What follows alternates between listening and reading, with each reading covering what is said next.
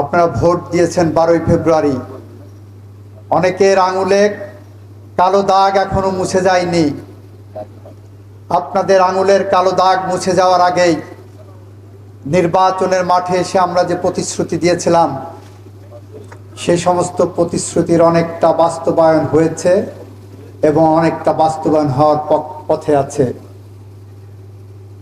তারেক রহমান কথা দিয়েছিলেন ক্ষমতায় এসে, বিএনপি ক্ষমতায় আসলে বাংলাদেশের কৃষকদের 10,000 টাকা পর্যন্ত কৃষি ঋণ সুদসহ মওকুফ করবেন।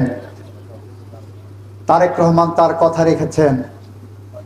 আমাদের ক্যাবিনেট মিটিংয়ের প্রথম বৈঠকে প্রায় 1,500 কোটি টাকার মতো কৃষি ঋণ তারেক রহমানের নেতৃত্বে আমরা মওকুফ করেছি। আমরা শুধু নির্বাচনের আগে এসে কথার ফুলঝুরি ছড়াইনি।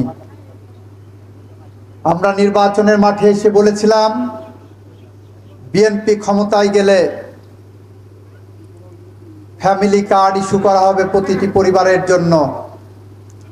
বাংলাদেশে 4 কোটি পরিবার আছে। আমরা পাইলট প্রজেক্ট হিসাবে প্রায় 38,000 পরিবারকে ফ্যামিলি কার্ড ইস্যু করেছি। অতি দ্রুত বাংলাদেশের ঘরে ঘরে ফ্যামিলি কার্ড পৌঁছে যাবে, যেখানে কোনো রাজনৈতিক বিবেচনা থাকবে না।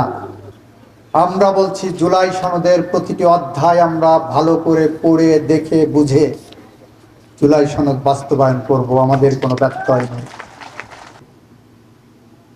বিএনপি করেছেন, আমাকে ভোট দিয়েছেন, আমাদেরকে ভোট দিয়েছেন মানে আপনাকে চাঁদাবাজি এবং দুর্নীতি করার লাইসেন্স আমরা দেইনি।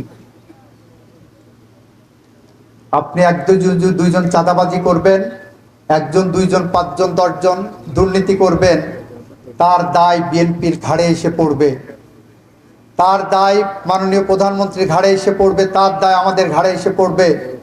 আমাদের ঘাড় অতটা শক্ত নয় বন্ধুরা আমার। এটাকে আমরা যদি ক্যান্সার মনে করি, আমরা সেই ক্যান্সার ছেঁটে ফেলব।